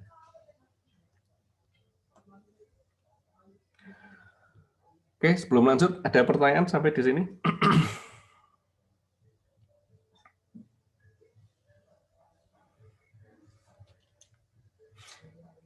Tidak ada, kita lanjutkan ya. Oke, jadi kita lihat aliran pendingin primernya ya. Ini dari sisi aliran pendingin ini tentunya mirip seperti halnya PWR ya, pressurized water reactor ya. Jadi kita bisa melihat di sini ada 2 steam generator ya. Ini HTS, ini adalah heat transport system Oh, ini sudah muncul ya. Ini heat transport system ya, ini HTS ya. Ini ada dua loop ya. Ini loop yang pertama, ini loop yang kedua ya. Apa namanya? Nah, ini mungkin agak berbeda dengan PWR ya. Kalau di PWR, katakanlah kita punya dua loop, tapi nanti yang masuk ke dalam bejana ke pressure vessel ini kan nanti dicampur, tuh kan? Kalau misalnya di sini ada steam generator, ya ini loop pertama, ya. Ini steam generator, ya. Ini apa namanya? Loop yang kedua ya, seperti ini ya. Ini keluar, ini kan masuk, anggap seperti ini ya. Nah, kalau di pressurized water reactor ini kan nanti kan dicampur ya, dari misalnya ini dari dua loop masuk ke dalam pressure vessel, ini melewati downcomer, ini juga melewati downcomer, ini kan nyampur gitu kan, nyampur kemudian melewati teras reaktor, apa namanya naik keluar, kemudian baru dipisah gitu kan, dipisah menuju ke loop, misalnya ini loop yang pertama yang kiri dan loop yang kedua yang kanan. Nah, tapi kalau pada apa namanya pada PHWR Kendu ini masing-masing loop ini bersifat tertutup, artinya tidak ada proses pencampuran pendingin antara pendingin yang ada di loop 1 dengan yang ada di loop 2. Anda bisa melihat di sini ya. Ini inlet headernya ya. Ini masuk ya. Apa namanya ini kan masih dingin, kemudian mengambil apa namanya kalor ke sana ya, kemudian menuju ke ini lagi ya. Oke. Sorry, ini berarti ada apa namanya ada 4 steam generator ya. Jadi ada dua loop. Ini ada 4 steam generator, ada 4 pompa.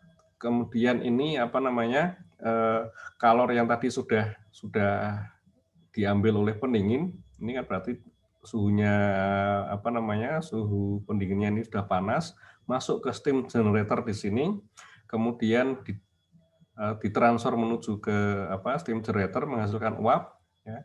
Pendinginnya ini sudah suhunya lebih rendah, ya, dimasukkan lagi menuju ke apa namanya ke reaktor, ya, dengan arah yang kebalikannya ke sana. Ya.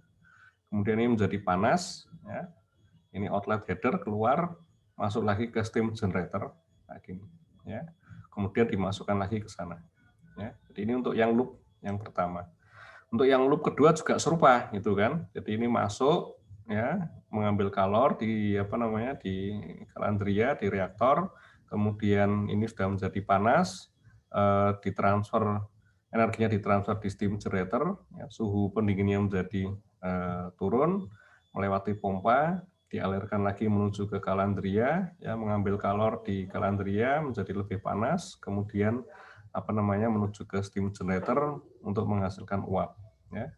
Kemudian melewati pompa, lewat lagi menuju ke kalandria seperti itu. Jadi di sini tidak ada proses pencampuran, tidak ada proses pencampuran apa namanya pendingin di dalam reaktor. Ya, karena ini masing-masing ini kan melewati apa namanya pressure tube yang berbeda-beda, ya seperti itu. Oke, nah ini steam generatornya ya, steam generatornya ini apa namanya agak berbeda dengan steam generator pressurized water reaktor ya. Memang bentuknya U-tube gitu ya. Jadi ini yang apa namanya masuk dari sini heavy water inlet, ini masuk ke tabung, tube-nya di sini apa naik kemudian turun gitu ya. Jadi ini U-tube, tapi kita bisa melihat ini untuk feed water-nya ini masuk ke sini ya. Ini kan nanti akan naik ke atas itu kan, naik ke atas nanti berubah menjadi uap.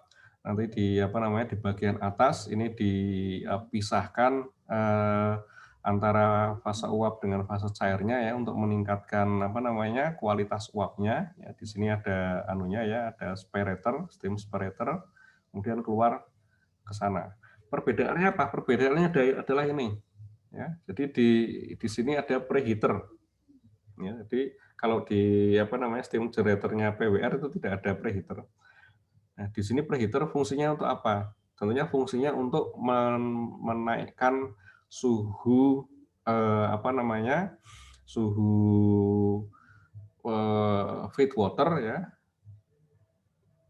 lebih tinggi lagi itu sehingga kalor yang ditambahkan atau yang ditransfer ke ini ke ke pendingin sekunder lah ya berarti ya, itu menjadi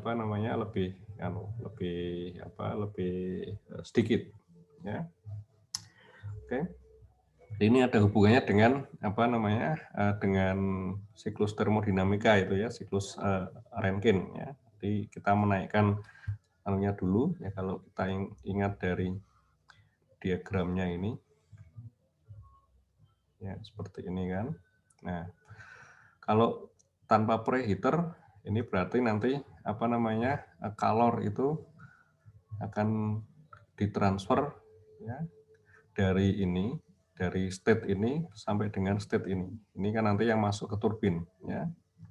Nah, tapi kalau ada preheater maka ini feed water yang masuk di sini ini sekarang suhunya dinaikkan sampai sini.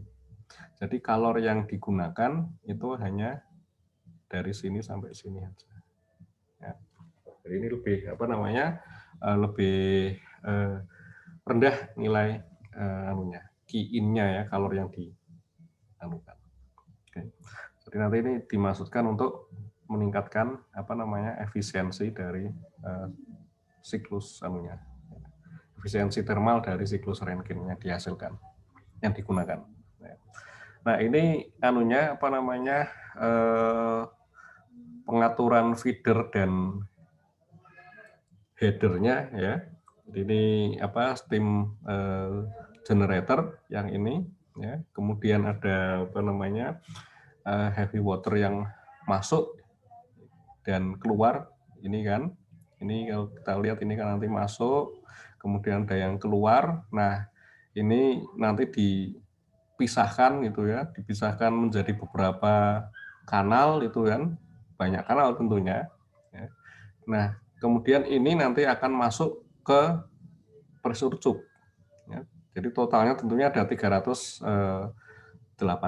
ya yang masuk ke sini.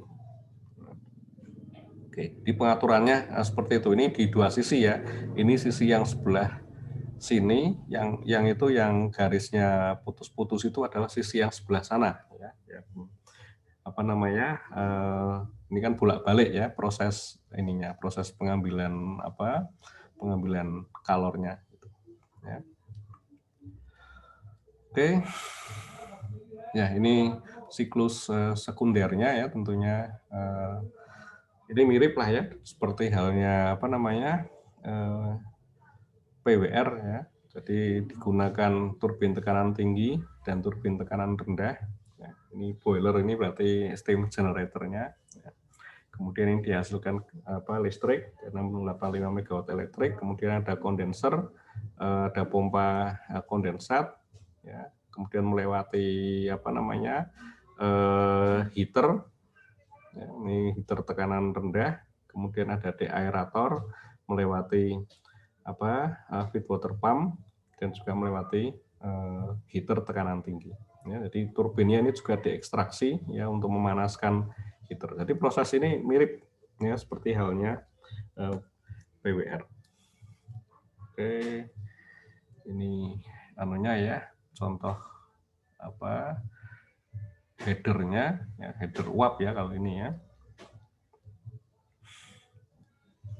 Kemudian dari ini kemudian masuk ke mana? Ke turbin. Ya, Anda juga bisa melihat ini serupa dengan pressurized water reactor. Ini ada governor valves atau turbine control valves. Ya. Kemudian di sini ada istilahnya CSDV ya, condenser steam discharge valves ya, tapi di PWR ini kan menyebutnya sebagai bypass valve ya. TBV itu kan, turbine bypass valves. Istilahnya aja yang kadang beda-beda ya, tapi maksudnya dan tujuannya itu sama. Oke, ini gambaran anunya ya. Itu turbin tekanan tinggi itu yang di bagian sana, kemudian ini turbin tekanan rendah ini di sini. Ini governor valves-nya atau turbin anunya, turbin control valves-nya di sebelah sini ya. Ini uap yang masuk menuju ke turbin ya, baik itu turbin tekanan rendah maupun turbin tekanan tinggi. Ini generatornya, ya, ini terhubung dengan ya ini governor and speeder motor ya, ini nanti listrik yang sudah dianukan ya, yang dihasilkan. Ini ada reheater ya, antara turbin tekanan tinggi dengan turbin tekanan rendah, ini ada reheater untuk memanaskan uap. Oke, ini kelistrikannya. Nah, sekarang untuk moderator, nah ini agak berbeda ya, yang beda dengan PWR karena di sini digunakan moderator yang terpisah. Nah, moderatornya ini juga dialirkan, ya, jadi tidak tidak stagnan atau tidak ajak posisinya, karena tentunya kan dari reaksi moderasi itu nanti akan dihasilkan kalor itu kan, panas itu kan, D2O ditumbuk oleh neutron, neutronnya berkurang energinya, berarti kan ada sebagian energi dari neutron yang dialihkan ke moderator. Nah, moderatornya berarti ketambahan energi, berarti energi internalnya itu akan bertambah, maka suhu itu juga akan meningkat. Sehingga ini dilakukan proses pengaliran ya, dari moderator tadi di dalam kalandria dialirkan sini ya melewati pompa itu, kemudian melewati valves ya tentunya, kemudian dilewatkan ke heat exchanger untuk apa? Ini untuk didinginkan. Ya. Didinginkan. Nah, setelah dingin dia akan dikembalikan lagi menuju ke ke kalandria. Ya. Nah, di sini juga bisa dimungkinkan juga dilakukan pemurnian D2O. Ya, jadi aliran tadi yang menuju ke heat exchanger itu diambil sebagian, ya, kemudian ini dilewati ke filter dan kolom penukar ion. Ya, ini sistem sistem pemurnian, ya, kemudian baru dimasukkan lagi ke dalam sistem lagi. Ya, ini ke sana, ini ke D2O clean up, ya, ini dari supply kayaknya. Nah ini, sorry, ini yang proses anunya ya, proses pembersihannya ya, ini D2O clean up-nya. Oke. Nah sekarang untuk fuel-nya, nah ini yang menarik lagi karena ini berbeda dengan PWR adalah dilakukannya online refueling ya. Kita bisa melihat di sini ini ada charge mesin ya, jadi mesinnya itu ada dua ya, di masing-masing sisi itu ada mesinnya. Yang ini disebut sebagai charge mesin yang akan memberikan bahan bakar baru. Nah, yang di sisi yang satunya lagi ini adalah accept mesin, ya, mesin yang akan mengambil bahan bakar yang lama. Jadi ini prosesnya diawali dengan ada bahan bakar baru dari ruang penyimpanan ya masuk ya, kemudian diambil ya. Kalau Anda lihat di video itu yang tentang refueling itu, ini kan mengambilnya dilakukan secara manual, dimasukkan ke dalam ini fuel loading machine ini ya, bentuknya ini. Jadi bentuknya kayak revolvernya itu ya pistol itu kan, ada lubang-lubang terus silinder. Nah, masing-masing lubang itu diisi oleh dua fuel bundle ya. Kemudian ini nanti bisa berputar gitu kan. Nah, ini nanti dimasukkan ke charge machine ya. Nanti prosesnya di ini sih ada ya di slide selanjutnya. Intinya nanti di sini akan apa namanya masukkan bandelnya ke dalam Calandria, dalam reaktor. Kemudian yang lama itu akan diambil oleh mesin yang di sisi satunya lagi ya. Jadi ini accept mesin akan menerima fuel bundle yang lama. Kemudian di sini apa namanya dikeluarkan ya ininya bahan bakar yang lama tersebut ya. Ini sebagai spent fuel port ya, melewati spent fuel port. Kemudian apa namanya ada proses scanning ya, proses scanning untuk melihat apakah ada apa namanya bahan bakar yang gagal atau tidak. Kemudian baru diproses ini diteruskan ini transfer kanal ini, kemudian nanti akan dimasukkan ke dalam tempat penyimpanan ya berupa kolam ya, spent fuel pool ya. Nah, proses yang di sini ini berada di dalam air ya, karena apa namanya selain untuk mendinginkan bahan bakar bekas, juga untuk mengurangi paparan radiasi ke lingkungan ya. Nah, jadi proses ini berlangsung secara online. Reaktornya tidak dipadamkan, tapi tetap dioperasikan ya. Nah, mesinnya ini yang bergerak ya, memasukkan dan mengeluarkan bahan bakar. Nah, ini kita bisa melihat mesinnya seperti apa. Ini ada rem housing ya, ini nanti yang untuk mendorong ininya, yang mendorong bahan bakarnya ya. Ini fueling machine bridge-nya ini yang nanti bergerak ke atas, ke bawah, kemudian ke samping gitu. Ini ada fuel magazine assembly, ini untuk apa namanya tadi untuk silindernya tadi ya, yang berisi fuel bundle. Ya.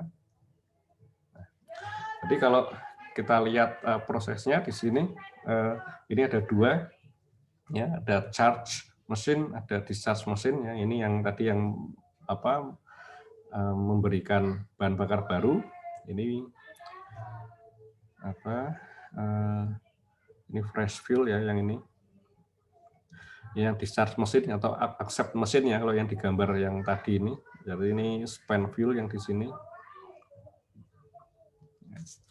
Oke, pertama dia akan mengambil plugnya, mengambil tutupnya Calandria. Ya, ini juga ngambil plugnya juga. Ya. Setelah itu apa namanya terhubung dengan shield plug. Ya, tadi kan plugnya kan ada macam-macam ya, yang di luar itu ada plugnya. Kemudian di dalam ada shield plug yang untuk mencegah kebocoran itu. Ya, yang di sini ngambil shield plug, di sini juga ngambil shield plug. Ya. Kemudian ininya sekarang mesinnya muter gitu kan, gitu, muter disesuaikan dengan apa namanya fuel bundle yang akan diisikan. Ya. Nah setelah itu ini dimasukkan ya, didorong gitu kan. Tadi rem mesinnya itu dia akan dorong, seret, ya, mendorong. Ini ada bahan bakar baru, Anda bisa melihat ini yang tandanya bintang ini bahan bakar baru. Ini diisikan ya. Kalau di sini yang lama ini ada 12 ya. Ini cuma tidak dituliskan total ya. Ini 2, 4, 6, 8, 10, 12 ini berarti ada 12 apa namanya? 12 fuel bundle yang lama yang berada di dalam. Ini kemudian didorong itu kan, didorong masuk ya. Satu ini kan ada dua ya. Satu lubang itu ada dua, jadi didorong masuk dua-dua itu seret. Terus kemudian kalau mau nganu lagi, ininya muter lagi mesinnya ya. Pasti lubang yang ada anunya. Kemudian dorong lagi, masuk lagi, dua lagi gitu. Nah, yang di sisi sebelah sini berarti dia akan menerima itu kan. Karena ini didorong masuk ke sana, ini akan menerima terus apa namanya? Dimasukkan ke dalam mesin ini. Ya, ini kan ada dua, berarti ini masuk dua, tek itu sudah terisi, kemudian muter lagi, kemudian yang sana dorong, masuk lagi dua. Jadi sini masuk dua, yang ini keluar, ya keluar kemudian masuk ke dalam mesin dua lagi, gitu. Ya. Nah demikian seterusnya sampai seperti apa sesuai keinginan ya. Nah, yang di sini ada apa namanya? Ada 8 fuel bundle yang dimasukkan ya. Ini ada 4 apa namanya? 4 yang tanda bintang ini, berarti kan ada 8 ya. Jadi ada 8 yang dimasukkan, ada 8 yang dikeluarkan, yang masih tersisa ada 4. Ya, ini yang bahan bakarnya masih yang lama tapi masih digunakan. Ini ada 4. Ya, ini bahan bakar baru. Ini ada 8. Nah, jadi total ada 12. Oke. Jadi setelah itu, setelah selesai diambil, kemudian ya prosesnya kebalikannya, ya. Jadi ditutup lagi, gitu kan? Shield-nya shield plug-nya ditutup lagi di kedua ujungnya, ya. Kemudian ininya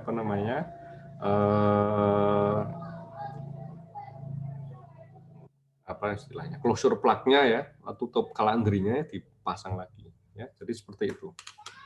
Ya. Di prosesnya ini. Terus nanti akan pindah lagi ke posisi mana yang akan yang akan digantikan. Oke. Nah, kemudian untuk terkait dengan kontrol, ya, terkait dengan pengendalian reaktor. Nah, ini juga lebih lebih banyak sistemnya dibandingkan dengan pressurized water reactor, ya. Jadi ada liquid zone control compartments, ini ada 14, ya. Kemudian ada adjuster rods, ada mechanical control absorber, ada racun moderator, ya. Jadi ya, masing-masing ini berfungsi untuk keperluan yang berbeda-beda, ya. Nah, ini kalau kita lihat layout-nya, ya, ini baik dari depan atau dari atas. Ini kalau dari depan ini kelihatannya seperti ini, ya. Ini kalau dari atas ini Anda bisa melihat bagaimana layout posisi dari sistem-sistem kendali itu dimasukkan ke dalam kalandria, ya. Ini ujungnya yang ini, ya, yang ini AB lah katalah ini, ya. Jadi ujung depannya itu yang tadi untuk mesinnya itu ada di sebelah sini, ya. Jadi bukan yang ke sana, ya. Kita ngelihatnya dari sini. Ya, seperti itu. Nah, jadi ini depannya ini tampang lintang depannya ini yang kita lihat di gambar yang sebelah kiri, ya. Jadi di sini ada adjuster units, ya. Ini yang warnanya yang gambarnya ini adalah adjuster, ya. Kemudian ada shut off itu yang ini. Kemudian ada liquid zone, ini yang kayak gini, ya. Ini ada 6, ya. 1 2 3 4 5 6 gitu, ya. Kemudian ada control absorber unit, ini 4, ini yang silang-silang, ya. Kayak gitu. Nah, salah satu cara yang cukup unik, ya, pada pengendalian reaktivitas pada PHWR CANDU itu adalah penggunaan liquid zone controllers. Ya, ingat di sini digunakan moderator D2O, air berat, ya. Nah, bagaimana cara untuk mengatur populasi neutron? Yang paling gampang, ya, ini jeniusnya di sini. Saya katakan yang paling gampang tidak menggunakan material penyerap padat, tapi digunakan material penyerap cair berupa air H2O. Mengapa? Karena H2O ini mempunyai tampang lintang sigma A yang lebih tinggi dibandingkan dengan D2O. Ingat, ya. Nah, dari tadi pembicaraan yang di awal-awal tentang tampang lintang kan seperti itu, ya. Jadi H2O itu punya sigma A, ya, sigmanya mestinya sigmanya mestinya makro, ya. Ini sigma A, ya, karena molekul, ya. Sigma A-nya tentunya lebih tinggi dibandingkan dengan D2O. Jadi kalau misalkan Anda menambahkan air ke dalam D2O, apa yang terjadi? Serapan neutronnya menjadi lebih tinggi. Lebih banyak neutron yang diserap, sehingga reaktivitasnya turun.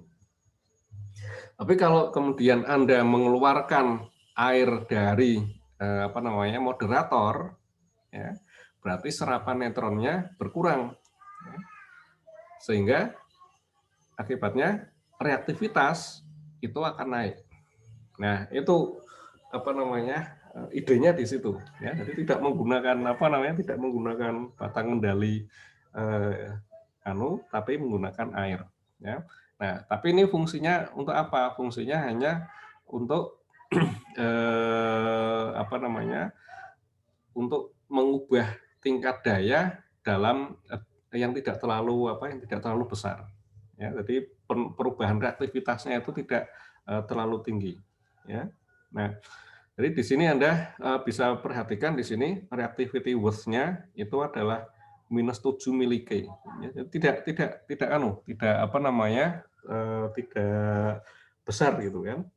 Nah, di sini Anda bisa perhatikan ada 14 ya. 14 ini berarti kita lihat di sini pembagiannya ya. Ini satu kalandria, ini dibagi semacam ini ada 14. Yang sisi sini ada 7 ya. Ini 1 2 3 4 5 6 7. Kemudian sisi yang sebelah sana itu juga ada 7.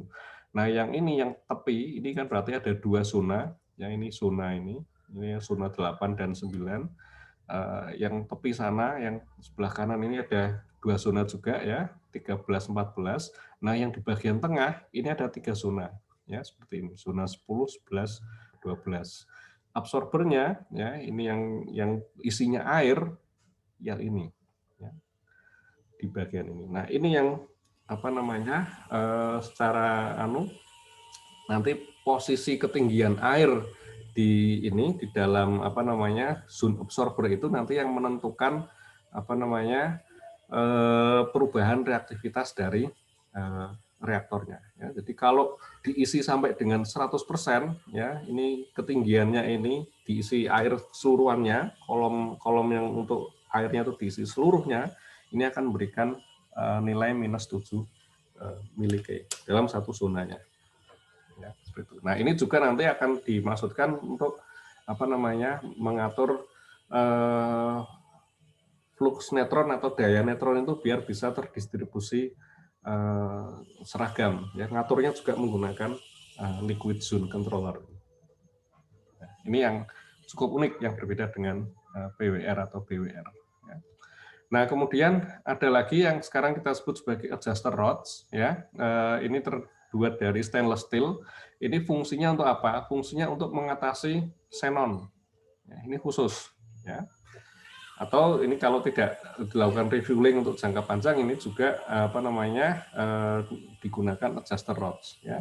Nah, ini posisinya digerakkan secara vertikal, ya, ini memberikan reaktivitas worth-nya ini adalah 15 mK. Ya, ini totalnya ada 21, ya ini juga digerakkan dalam bank, ya Anda ingat ya, untuk bank ini berarti nanti kan ada bank A, bank B, bank C, ya, jadi gerakannya bareng-bareng gitu, sesuai dengan banknya. Tapi ini untuk untuk pengendalian xenon. Ya. Nah, untuk pengendalian yang lebih ini lagi, perubahan reaktivitas yang lebih besar lagi, ini digunakan mechanical control absorber. Isinya adalah tabung kadmium yang diselang-seling dengan stainless steel. Ya. Nah, ini MCA-nya ini ditaruh di luar teras, ya, ini digerakkan secara berpasangan, ya. Ini akan memberikan penambahan reaktivitas negatif di luar rentang dari zone controller, ya, yang air itu tadi, ya, atau di luar laju penyisipan negatif dari zone controller. Ini kalau mau menurunkan daya dengan cepat. Ya. Jadi kalau zone controller tadi kan untuk perubahan daya yang tidak terlalu besar, ya. Kalau perubahan yang agak besar ini menggunakan mechanical control absorber. Nah, kemudian kalau ingin ingin men-shutdown reaktor itu digunakan shutdown system. Ini beda lagi komponennya, ya. Ini ada 2 jenis, yaitu yang kita sebut sebagai SDS1. SDS1 ini berupa mechanical rods, ya, mirip seperti yang ini, ya. Secara fisik ini sama antara mechanical control absorber dengan SDS1, ya. Letaknya kalau SDS1 ini berada di dalam di dalam terasnya, ya. Dia akan memberikan tambahan reaktivitas yang tinggi di sini. Nah, selain dari SDS1, ini ada juga SDS2. SDS2 itu yang bagian ini. Jadi dia akan posisinya itu berada di samping dari Calandria. Dia akan menginjeksikan racun berupa gadolinium. Ya, ini mana yang namanya? Oh, yang namanya di sini ya, keterangannya. Nanti bisa dibaca ya. Intinya adalah dia akan menginjeksikan gadolinium. Jadi ada di atas ini adalah gas bertekanan tinggi yang ada di tangki helium. Dia akan mendorong racun cair yang ada di sini ya, di tangki racun ini ya. Kemudian masuk menuju ke pipa di sini, dan pipanya ini banyak lubang-lubangnya. Anda bisa lihat di sini ya. Di sini ada berapa nih? 6 ya. Ada 6 pipa ya, dan 6 masing-masing terhubung dengan satu tangki racun. Nah, kemudian gadoliniumnya itu nanti akan tersebar secara merata di material atau di bahan moderatornya, moderator cair. Ya, jadi di sini fungsi SDS2-nya seperti itu. Ya, jadi SDS1-nya berupa mechanical, SDS2-nya berupa injeksi racun cair ke dalam reaktor. Oke, seperti itu. Ya, ini kita lihat SDS1 ya, reactivity width-nya itu minus 80 mK ya, jadi memang besar ya. Jadi kemudian di sini ada 28 shut off rods ya. Kemudian ini untuk SDS2-nya tadi berupa injeksi gadolinium nitrat ya. Kemudian ini reactivity width-nya yang diberikan ini adalah minus 300 mK ya. Jadi cukup besar di sini nilainya ya. Injeksi selesai dalam waktu 2 second. Makanya ini tadi kalau Anda ingat lagi penjelasan dari bapetennya Kanada itu, mereka tidak khawatir meskipun katakanlah void coefficient dari CANDU itu bernilai positif, tapi mereka yakin reaktornya tetap selamat karena SDS-nya ini bisa selesai dalam waktu yang singkat ya. 2 second injeksi selesai, penambahan reaktivitas negatifnya ini besar, reaktornya langsung padam. Seperti itu. Oke, itu yang dari saya untuk CANDU. Mohon maaf ini jadi ngebut dan molor ya, karena materinya memang cukup banyak, tapi kita perlu selesaikan ini dalam waktu 1 kali pertemuan saja. Demikian dari saya. Kalau ada pertanyaan cukup singkat saja. Kalau tidak kita hentikan sampai di sini. Belum ada, Pak. Belum ada, Pak. Nanti silakan. Itu kan juga ada materi yang bisa Anda baca yang dari materi yang tertulis itu ya. Sudah saya share juga ya. Kalau mau benar-benar mempelajari CANDU itu yang ke buku Essential CANDU itu yang sampai sekian ratus halaman itu mantap gitu untuk dipelajari. Ya. Oke, terima kasih atas perhatian dari Anda. Mohon maaf ini molor sampai 9 menit lebih. Kita jumpa lagi hari Rabu depan. Ya. Salam sehat semuanya. Selamat pagi. Wassalamualaikum warahmatullahi wabarakatuh. Waalaikumsalam warahmatullahi Terima kasih, wabarakatuh. Pak Alek. Ya. Terima kasih, Pak. Maaf, Pak, saya tadi belum sempat melakukan presensi. Apa? Siapa yang belum presensi? Saya Zilzian, Pak. Zilzian. Saya juga, Pak.